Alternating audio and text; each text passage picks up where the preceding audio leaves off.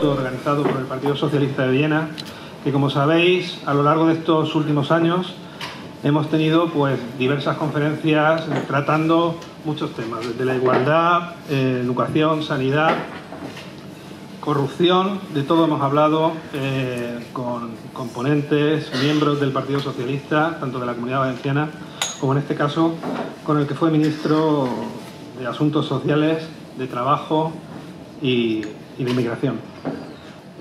Hoy hemos tenido la oportunidad de visitar a distintas asociaciones de Villena. No hemos podido asistir a todas por la agenda, pero creo que Jesús se ha llevado una buena impresión del desarrollo de lo que en su día fue una ley que él puso en marcha con otros compañeros hace ya 8 años. En estos momentos es diputado de Cortes Generales y, entre otras cosas, vicepresidente primero de la Comisión de Economía y Contabilidad, vocal de la Comisión de Presupuestos y vocal de la Comisión de Empleo y de Seguridad Social. Yo no me extiendo más, le doy la palabra a Jesús, que nos cuente y que nos hable. Muy buenas tardes, muchísimas gracias a Fulgencio por esta presentación tan cariñosa y a ustedes por estar aquí. Para mí es un honor y, de forma breve, si les parece, por si luego quieren que abramos un diálogo, bueno, pues yo les puedo explicar un poco el corazón de las políticas sociales que desarrollamos cuando llegamos al gobierno en el año 2004. Decías bien, la ley de dependencia creo que es la norma más avanzada desde el punto de vista social que se puede aprobar en el siglo XXI. Tengan ustedes presente lo que ha sido nuestro país. En el año 1977, hace solo 30 y tantos años, cuando recuperamos la democracia, no había prácticamente ninguna prestación social. Me gusta recordar que entonces en España solo trabajaban 9 millones de personas.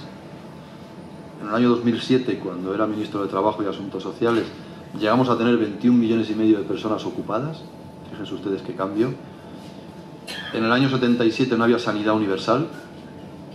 Había más de 7 millones de españoles que, si querían tener asistencia sanitaria, tenían que pagar un seguro. Ahora todo el mundo, por el hecho de ser ciudadano, tiene derecho, bueno, ya no, lo tenía con los gobiernos socialistas, por el hecho de ser ciudadanos tenían derecho a la asistencia sanitaria, incluidos los ciudadanos inmigrantes. Ahora no, porque ahora hay que ser asegurado. Esto es algo bastante serio, que se ha discutido poco en España. El otro día se lo comenté al nuevo ministro de Sanidad, al que yo le tengo aprecio, del PP, pero el que era su portavoz parlamentario, Alfonso Alonso. Se lo dije, y yo creo que, no sé si os dais cuenta de que habéis hecho un cambio en la ley que dice que para tener derecho a la asistencia sanitaria hay que ser asegurado del sistema. Eso significa que tienes que tener un trabajo, o haberlo tenido, o ser un pensionista, o ser miembro de una unidad familiar hasta los 25 años de alguien que está asegurado. Parece que eso cubre a todo el mundo, pero no. Les pondré un ejemplo. Una familia, el padre trabaja y la madre, bien, son asegurados, y el hijo está estudiando, o la hija, hasta los 25 años, y tiene 26 años y está en paro. Y no ha trabajado nunca. No entra dentro del concepto de asegurado.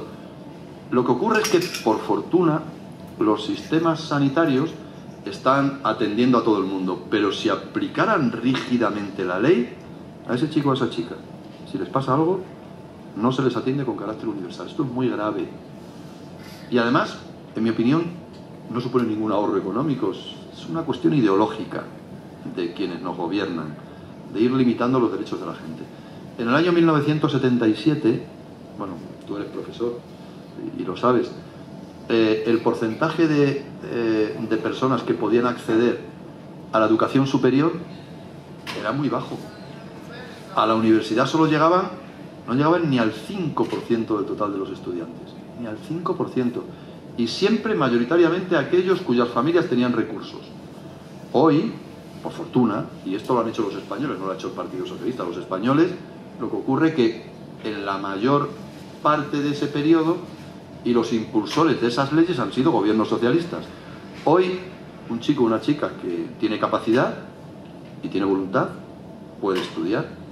Fíjense, dice el informe este que evalúa el nivel educativo de cada país, famoso el PISA, que siempre la derecha española lo utiliza para desprestigiar a España y a desprestigiar a nuestro sistema educativo. Sin embargo, ese informe, que lo elabora una organización internacional, la OCDE, ese informe dice que España es el segundo país del mundo desarrollado, después de Finlandia, con más fácil acceso al sistema educativo. Lo que es un avance impresionante con respecto a lo que ha sido este país. Pues que ustedes, vean que mucha gente no conocen a personas mayores de 80 años. Un día el señor Rajoy dijo en el Parlamento, despreciativamente, le dijo a un diputado del Grupo Socialista: cállese usted, que a duras penas sabe leer y escribir. Y yo, cuando me lo encontré por los pasillos, ya era presidente del gobierno, Rajoy, yo creo que era en la anterior legislatura, que era líder de la oposición, y le dije: oye, ¿tú sabes que en España hay más de 1,5 millones de personas que no saben leer y escribir todavía hoy? Analfabetos, que se dice. Digo, ¿sabes por qué? Son todas personas mayores. ¿Sabes por qué? Porque los tuyos que gobernaron España en el siglo pasado, después de la guerra civil, los tuyos impidieron que esas personas pudieran tener acceso a la educación. Y yo les tengo mucho respeto. Y por tanto no me parece aceptable que se diga apenas sabes leer y escribir, porque hay mucha gente. Mi madre escribe muy mal, pero es una mujer muy inteligente, mucho más que yo, infinitamente más que yo, y sabe más de la vida que yo, y escribe muy mal, pero no por eso deja de ser una persona que, si hubiera tenido oportunidades para estudiar, seguramente hubiera llegado mucho más lejos de lo que yo he podido hacer en la vida.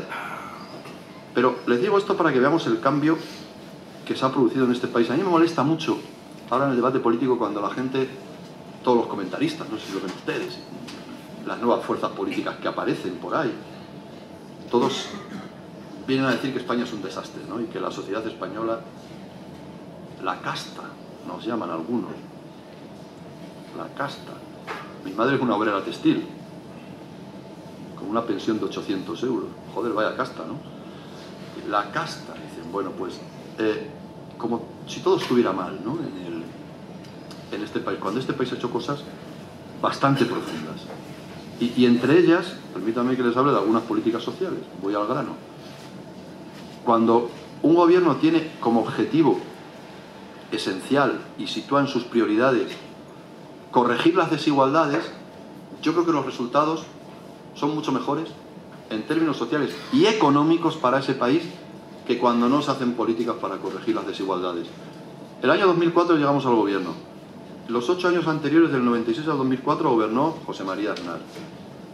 Él decía que España iba bien, ¿os acordáis? España va bien, España va bien. Bueno, iba bien en términos económicos y había recursos económicos, pero no hicieron ninguna ley social. No hicieron ninguna. No subieron las pensiones. Congelaron el salario mínimo durante 8 años. Esto me parece sangrante. Y cuando yo, como ha recordado Fulgencio, llegué al gobierno como ministro de Trabajo, en el año 2004 tuve que aprobar un decreto urgente que subió el salario mínimo un 9% de golpe. ¿Sabéis por qué? Por cierto, con el apoyo de los empresarios. Porque el gobierno anterior, que iban bien las cosas, había congelado el salario mínimo durante 8 años. Bueno, había subido el 1% anual, lo que la inflación. Por tanto, podían haberlo subido, ¿no? Y podían haber subido las pensiones mínimas. Solo subían lo que la inflación. Año 2004, en el mes de abril, cuando llegamos al gobierno, la pensión mínima de una persona mayor de 65 años, con cónyuge a cargo, era de 463 euros. Cuando nos fuimos del gobierno era de 740, en 7 años. Desde el año 2011 hasta ahora ha subido de 740 a 743. 3 euros. 3 euros en 3 años. A euro por año. Comparen ustedes con el periodo anterior, del 4 al 2011, de 460 a 740. Casi 300 euros de subida. Por lo tanto, quiere decir que si tú tienes una prioridad, salario mínimo para los que tienen más dificultades, mejora de pensiones para quienes por el país en el que vivieron y el momento en el que vivieron, sus pensiones son muy bajas. Todos los que venían del franquismo. Fíjense, yo tuve que hacer una norma. Aquí hay muchas personas. Yo quiero agradecer públicamente a todas las asociaciones que representan al mundo de la discapacidad por su compromiso. Si no hubiera sido por ellos, España no tendría la red de servicios sociales que tiene. Bueno, pues no sé si os acordáis. En el año 2004, el gobierno anterior había hecho incompatible dos pensiones. La de discapacitado hijo, discapacitado a cargo, y orfandad. O sea, imaginaros la situación. Eran dos prestaciones diferentes de la Seguridad Social en tiempos de Felipe. ¿Vale? Un niño discapacitado tenía su ayuda por hijo discapacitado a cargo. Si se quedaba huérfano, imaginaros la situación, además de discapacitado, quedar huérfano, se le concedía una pensión de orfandad. Bueno, pues el gobierno del señor Aznar, en el año 2001, hizo ambas pensiones incompatibles. ¿Saben? Una miseria. ¿Saben cuánto se ahorraban? 300 millones de euros al año. Entonces nosotros lo primero que hicimos fue reponer ese derecho. Bueno, bastante problemas tiene un niño discapacitado si además se queda huérfano, para que el resto de la sociedad solidariamente no haga un esfuerzo que tampoco es tan elevado. Las dos pensiones pueden oscilar en el torno de los 600 y pico, 700 euros. Y si tú haces una incompatibilidad, te estás ahorrando 300 y pico euros por mes en cada uno de estos niños, que son pocos, que reúnan las dos condiciones, discapacitados y huérfanos. Pero para que veamos lo que significa las políticas sociales, poner el objetivo en las mismas. Entonces, nosotros, en aquel momento que había un buen crecimiento económico, sabíamos que nos íbamos a encontrar, bueno, teníamos varios problemas, que el país se había desarrollado mucho, pero que todavía habíamos ido dejando atrás la atención a un colectivo numeroso y con muchos problemas, como es el de las personas que se llaman dependientes. Según la Organización Mundial de la Salud, las personas dependientes son aquellas, es una definición muy simple, que para los actos diarios, cotidianos de la vida diaria, cotidianos, caminar, levantarse, asearse, comer, necesitan la ayuda de otra persona para el desempeño de esas funciones. Es decir, que no tienen autonomía propia para poder por sí mismos atender a todas esas necesidades. Hoy lo hemos comprobado en diversas instituciones aquí en Villena, por cierto, extraordinarias, donde tú ves a niños con parálisis cerebral, o con síndrome de Down, o ves a personas con Alzheimer, que no pueden valerse por sí mismos. Y por tanto, para seguir viviendo, y seguir viviendo con una cierta dignidad, pues necesitan la ayuda de otra persona. ¿Qué ocurría, o qué ha ocurrido en España? Pues que la ayuda a esas personas ha venido dada, o bien por las propias asociaciones, de padres normalmente, de personas afectadas, o por mujeres de la familia. Siempre. Es decir, a las personas, niños discapacitados o personas dependientes mayores, quienes les ha cuidado históricamente han sido o ese tipo de asociaciones o las mujeres de la casa, siempre. Entonces nosotros pensamos que ese era un fenómeno que va en aumento, piensen ustedes que cada vez se viven más años. España es el segundo país del mundo en esperanza de vida, el segundo, después de Japón. Es increíble, pero es así. Por algo será. Lo digo para estos que dicen que que todo es un desastre, que el país funciona muy mal. Bueno, tiene algunas cosas buenas, entre otras su calidad de vida. Vivimos de media, en este momento ya, más de 80, casi 81 años. Las mujeres 87, 86 y pico, y los hombres casi 80. Y eso se va igualando. Quiero decir que la población española vive mucho tiempo, por cierto, y vive con un nivel de salud superior al de países más ricos. O dicho de otra manera, los ricos en Estados Unidos, los ricos se mueren antes que los pobres en España. No sé si lo sabían ustedes. O que la gente normal en España. en media, estoy hablando en media, los ricos, a los ricos allí, tienen menos esperanza de vida que la gente normal aquí en Villena. Vivimos más años, más tiempo. Entonces, eso se debe también a nuestro sistema sanitario, que es un sistema excelente, que Felipe González universalizó y que es de los más baratos del mundo y de los que mejores resultados da. Si ustedes ven las tertulias de televisión, no irán a nadie a decir esto, ¿verdad? A nadie. Todo es un desastre. Pero habrá que hacer una memoria, un inventario de lo que somos y de lo que tenemos. Por supuesto, se han hecho muchas cosas mal, sin duda. Y hay muchos problemas como esta grave crisis y el paro que ha generado. Pero también hay elementos positivos. Entonces, como cada vez vivimos más años, cada vez más años, hay una ley que de momento es universal y que la medicina todavía no ha resuelto. Y es que a medida que se envejece, se pierden facultades. Eso es así. Y hasta ahora, quiero decir que lo que usted y yo podemos hacer hoy, a lo mejor dentro de 5 años ya no podemos hacerlo. Yo puedo salir a... Me gusta mucho el deporte. Puedo salir a correr todas las mañanas. Bueno, ya me duelen las rodillas algunos días, pero... Sí, y a lo mejor dentro de 10 años no puedo.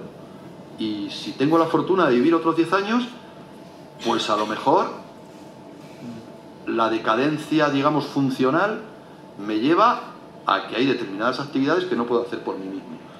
Esas son las personas dependientes. Todos los que estamos aquí vamos a ser dependientes, señoras y señores, todos.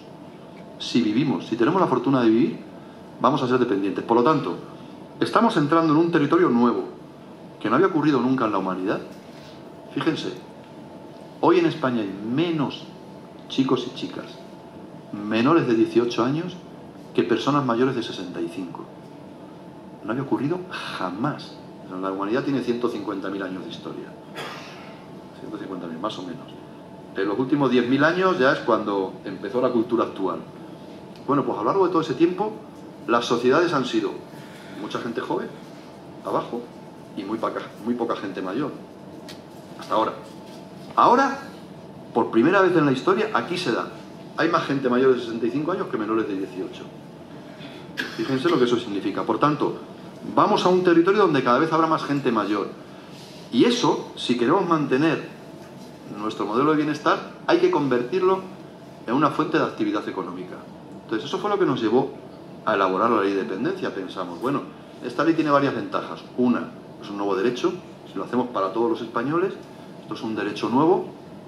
Entonces las personas, una familia que tiene un niño discapacitado, pues podrá tener más ayudas, o una persona mayor con Alzheimer, pues podrá tener una residencia o un centro de día, como el que hemos visto aquí en Villena, donde se le atienda dignamente. Eso es bueno para la persona, para sus familias. Ya no será obligatorio que una mujer, porque normalmente eran mujeres siempre, se tenga que ocupar de la atención de sus familiares y por tanto no pueda trabajar, no pueda cumplir sus expectativas profesionales. Y además, con esta ley podremos generar empleo. Desde el 1 de enero del 2007, que entró en vigor la ley, hasta finales del 2011, la ley había creado unos 180.000 empleos nuevos, solo en 4 años. 180.000. Y había mantenido 100 y pico mil, pero nuevos empleos 180.000. Desde finales de 2011, cuando entra a gobernar el señor Rajoy, a hoy, hay 40 y tantos mil personas menos trabajando en el sector. Es decir, se ha perdido empleo. No solo no ha continuado creciendo, se ha perdido. Se ha perdido. Entonces, fíjense ustedes lo que esto significa, porque es vital. ¿De dónde va a salir el empleo del futuro? Y yo he visto hoy varias instituciones que en total tienen más de 100 personas trabajando, 100 profesionales.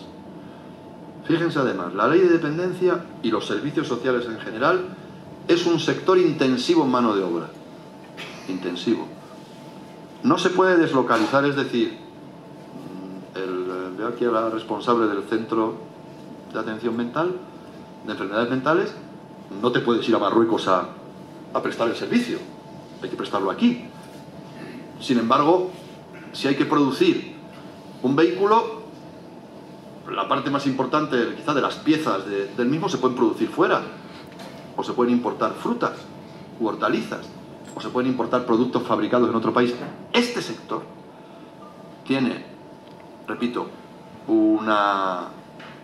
es intensivo en mano de obra, no se puede deslocalizar, y 3, tiene un trabajo de bastante calidad. La calidad media de los empleos permite, por ejemplo, una buena cotización al sistema de la seguridad social, que bien lo necesita. Entonces, desde ese punto de vista era vital poder abrir un espacio nuevo en el que colaborara la iniciativa pública y privada para aumentar el empleo en España. Ahora y en el futuro, para hacer más políticas de igualdad, para ayudar a las mujeres que no tuvieran que depender de esa especie de dependencia que también ellas sufrían, y por tanto para favorecer con una ley social también el desarrollo económico. Esa era nuestra intención. Así lo hicimos. Por supuesto, como vale dinero, los recursos no son ilimitados, pues había que hacerlo con prudencia. Entonces hicimos una memoria económica en la cual la ley entró en vigor en el año 2007, se empezó a atender a los más graves y había un programa de extensión de cobertura cada año a más personas. De acuerdo a nuestra Constitución, resulta que la gestión del sistema y la ejecución del mismo corresponde a las comunidades autónomas, no lo puede hacer el Estado. Y por tanto diseñamos un modelo en el que el Estado hacía la norma básica, establecía las obligaciones fundamentales y financiaba el 50% del coste del sistema de atención a la dependencia. Es más, siendo una ley difícil, tuvo éxito porque nadie la impugnó, bueno, Navarra, pero retiró el recurso al Tribunal Constitucional. Fíjense ustedes con lo difícil que es esto. Gobernaba Esquerra Republicana en Cataluña con el PSC y no lo impugnaron, y el PNV en Euskadi, y aceptaron la ley. Aceptaron que el Estado, aun siendo una competencia de la comunidad autónoma, pudiera participar en la definición del sistema y financiar una parte del mismo. Así lo hicimos. Y por tanto había un calendario de aplicación en el que poco a poco se iba aumentando el presupuesto estatal para atender estas necesidades. Teniendo en cuenta que como no se puede financiar todo, la idea era una financiación mixta, público y privada. Es decir, imagínense ustedes una persona jubilada ya, sin responsabilidades familiares, que está en una residencia y que está en situación de dependencia. Lo normal es que pague una parte del servicio con su pensión, ¿no? Eso es lo normal. Lo normal. Entonces, la idea era, se pagará la parte que pueda abordar la persona en función de sus ingresos, y lo que no pueda lo financia el sistema público. Ese era el esquema. Diseñamos la llamada cartera de servicios, pues desde la teleasistencia, que no sé si ahora funcionará, por lo menos en mi momento la dejamos con carácter universal. La teleasistencia es este sistema que pueden solicitar las personas mayores, suele ser una pulsera o un collar, que hay una conexión telefónica. Es muy importante porque hay muchas personas mayores que viven solas, y una caída, una simple caída puede provocar el fallecimiento de esa persona, aunque la caída no sea grave. Entonces, con el sistema de teleasistencia automáticamente tocas y sabes que es como un sistema de llamada de auxilio, ¿no? Entonces, ¿cuántas vidas humanas se han salvado por este sistema, que no es muy caro además? Residencias, centros de día, atención a domicilio. Establecimos una cartera de servicios y se empezó a aplicar la norma. Bueno, pues, ¿qué ha ocurrido? Que la crisis económica al menos ha servido como justificación, en mi opinión errónea, para hacer recortes. La ley está recortada en este momento. Es decir, lo primero que hizo el gobierno, no tengo la nota en el coche, pero bueno, en el año 2012 aprobó un decreto en el que automáticamente, es decir, la vía de financiación del Estado a las comunidades autónomas tiene dos conceptos, uno que se llama el nivel acordado y otro el nivel mínimo. El nivel mínimo lo financia íntegramente el Estado, y el nivel acordado es una parte que aporta el Estado a cada comunidad autónoma. Esa parte la eliminaron, lo primero que hicieron fue eliminarla. Eso supone aproximadamente casi 400 y pico millones de euros al año. La quitaron. Segundo, suspendieron la entrada de nuevos dependientes en el sistema hasta el año 2015, hasta este año. Con lo cual hay mucha gente que va retrasada. De hecho, hoy, como he dicho antes en la rueda de prensa, hay menos personas atendidas que las que había a finales del año 2011. Por tanto, lo suspendió. Tercero, tiene una cosa que los profesionales que se dedican a esta materia lo saben, muy grave. Fíjense, extendieron 2 años la moratoria desde la petición de la ayuda o prestación del servicio hasta el momento de su concesión. Y esos 2 años no los consideraron retroactivos, es decir, teniendo en cuenta la situación de muchas personas que en esos 2 años fallecen, tú lo pides aunque tengas derecho y tengas incluso un plan de evaluación. Si no se te ha atendido los 2 primeros años y falleces, no hay ninguna obligación de pagar esas prestaciones durante ese tiempo. Con lo cual, claro, el derecho se disuelve, porque entonces usted, si me dice hoy, desde el día de hoy, 22 de enero del año 2015, que tengo una situación de dependencia, desde hoy debe ser reconocido el derecho. No.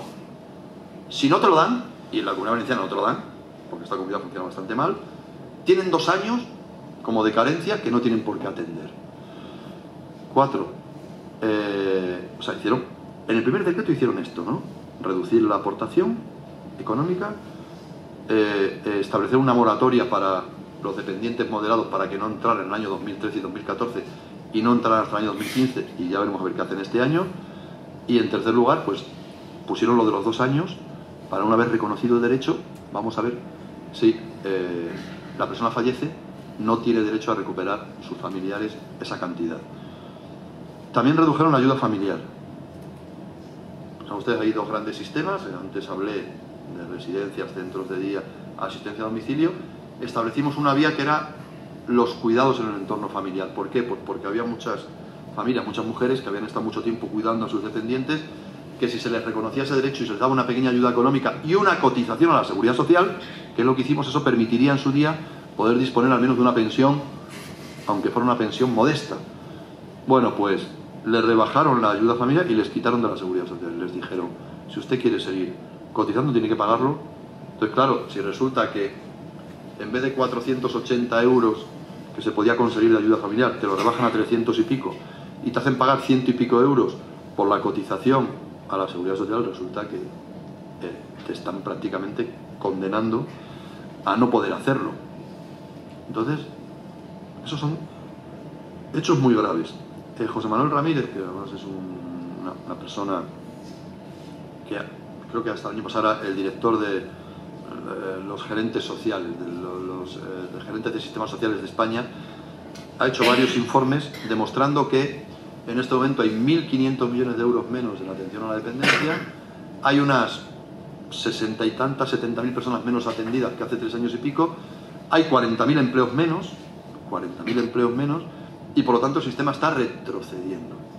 Yo les diré, ya para acabar, que me parece muy mal en términos sociales y económicos, que creo que los ciudadanos deben exigírselo, porque creo que hay alternativas. Es decir, cierto es que hay una crisis muy grave, y el dinero no se puede inventar, no.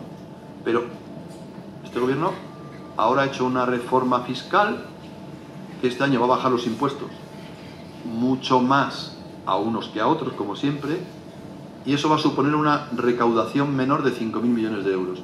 Si hubieran esperado un par de años, yo creo que los impuestos están altos, algunos, sobre todo para los que los pagan, sobre todo los impuestos de los trabajadores.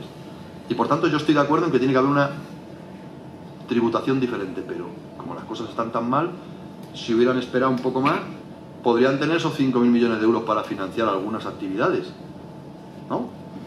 Entonces, siempre hay algún recurso que se puede utilizar para no retirar dinero que tiene que ir a personas dependientes y a los profesionales que les atienden. Por lo tanto, es la crisis, pero también es una excusa esta crisis para que ideológicamente lo que nunca les gustó, porque no les gustó nunca. A mí me decían que hiciéramos un sistema de seguro y que la gente se hiciera un seguro para cuando tuviera necesidad de ser atendido, pero eso hay muchísimas personas que no pueden financiarlo.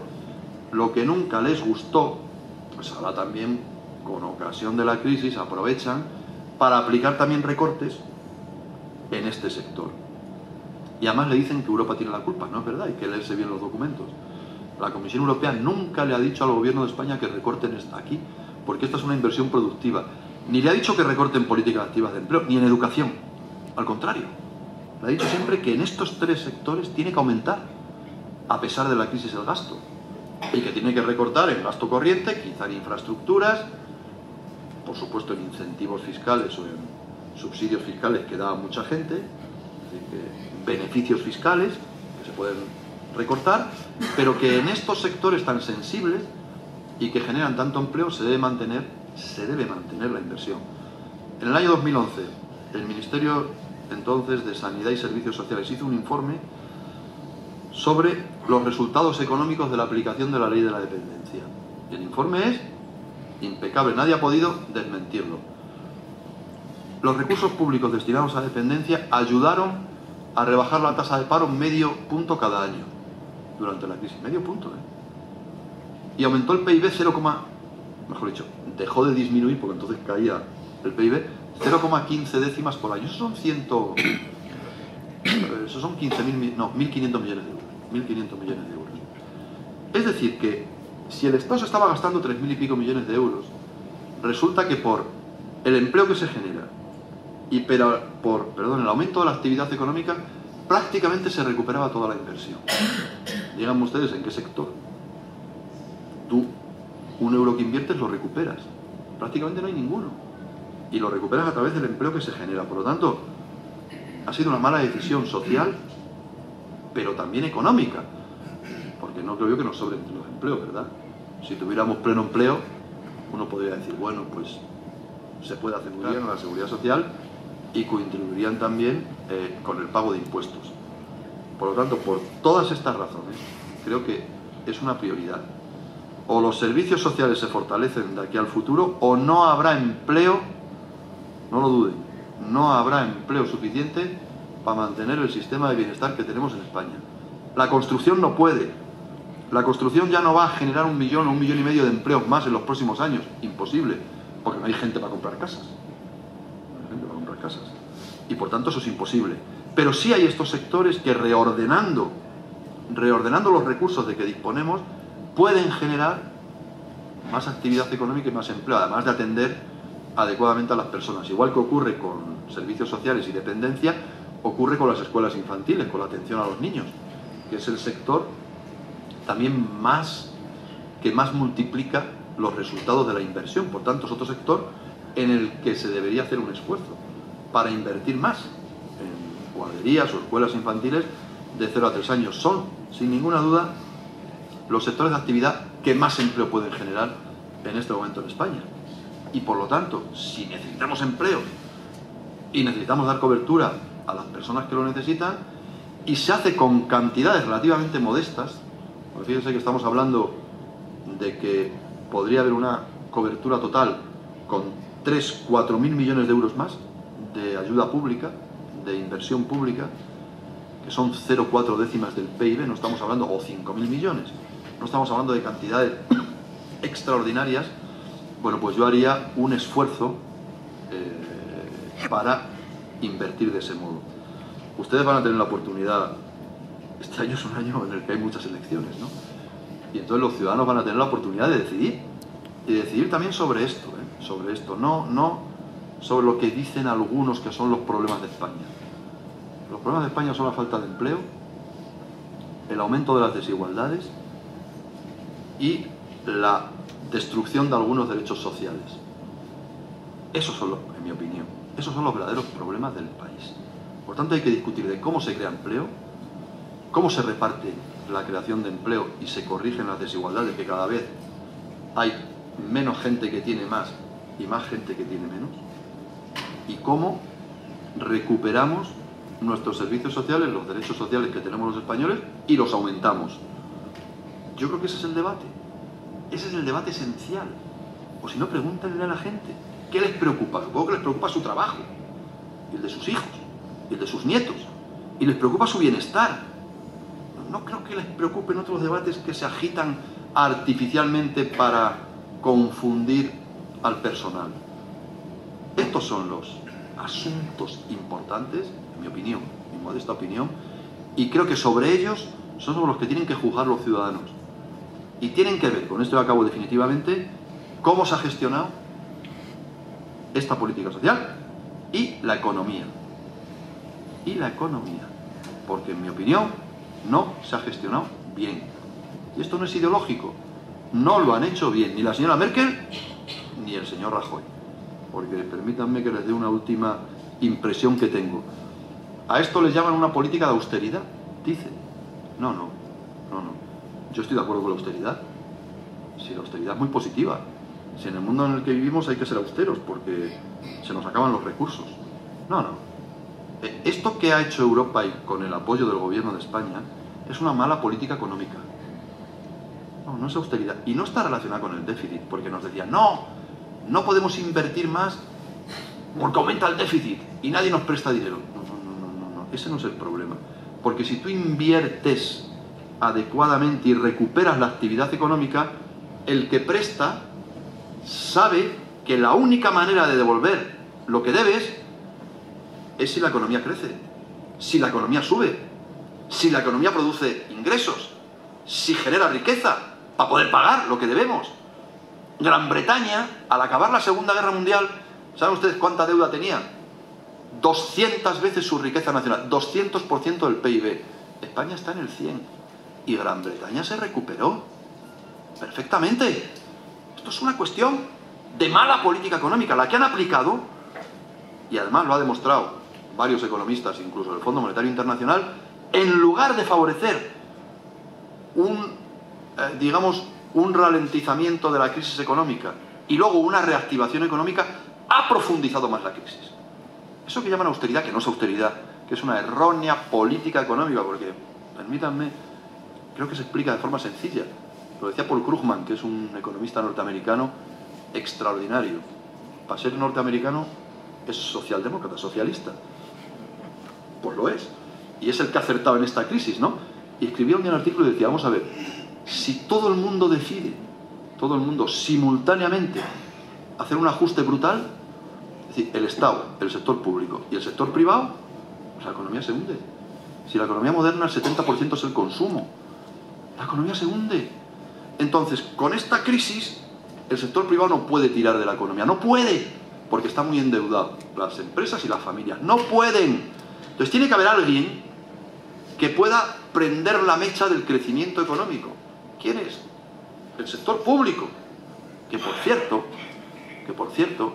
su posición en la riqueza total es menor que el sector privado y por tanto tiene capacidad de endeudamiento primero y de ayudar a la inversión después, para que haya otra política económica y para que esa política económica favorezca las inversiones en sectores que puedan generar empleo, no en cualquier sitio, no para crear burbujas, pero sí sectores que puedan generar empleo, entre ellos servicios sociales, que es vital, que permita un crecimiento económico que autorice o favorezca la devolución, porque yo creo que hay que pagar las deudas, como cualquier persona honesta, ¿verdad?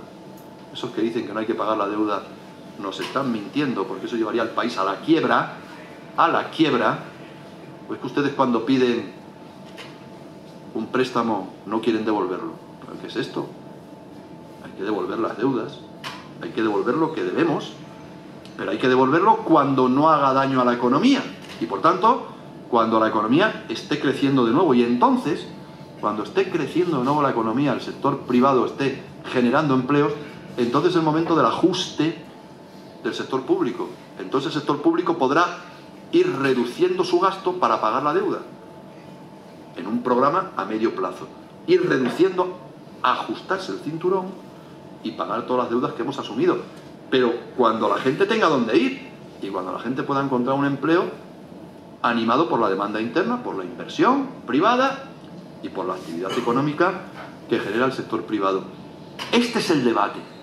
Yo no lo veo en los medios de comunicación, lamentablemente, pero este es el debate en el que los que presumen de haber hecho una buena política económica presumen mal, porque lo han hecho al revés.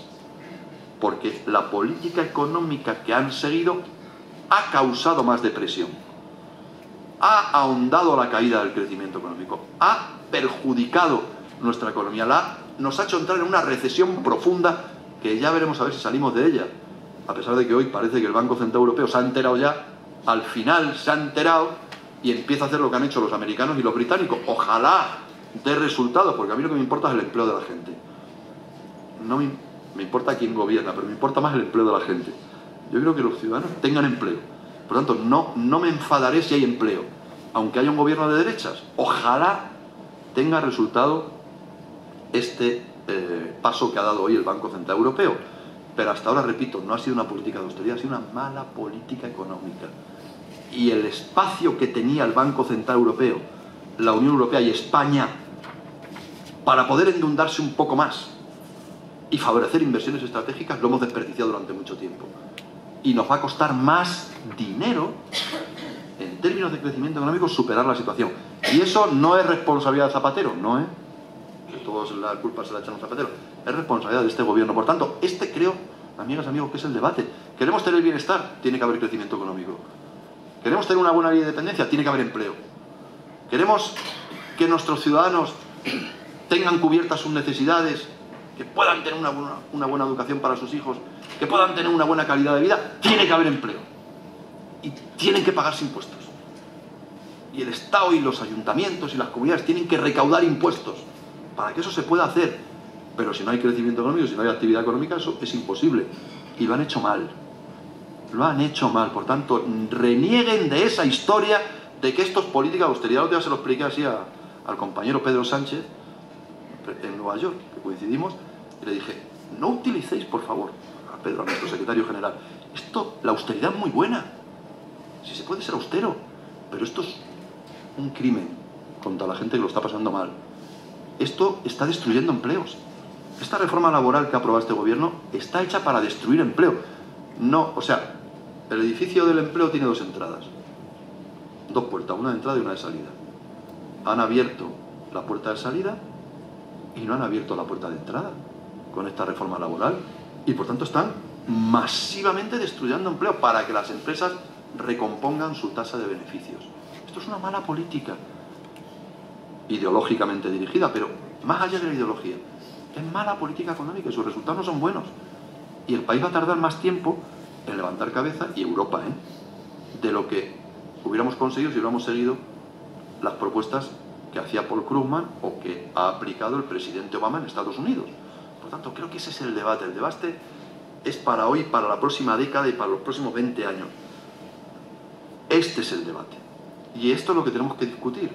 Y yo, como quiero bienestar para mis ciudadanos y quiero pleno empleo, me parece que eso es lo esencial, eso es lo primero.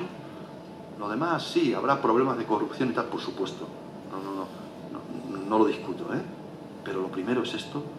Pues me parece que ahí debemos exigirle a quien nos vaya a gobernar, espero que sea el Partido Socialista, permítanme que apueste por él, con estas propuestas, pues que den su confianza, y aquí al compañero Fulgencio, para dirigir el Ayuntamiento de Villena, porque de ese modo podremos caminar por este camino. Muchas gracias.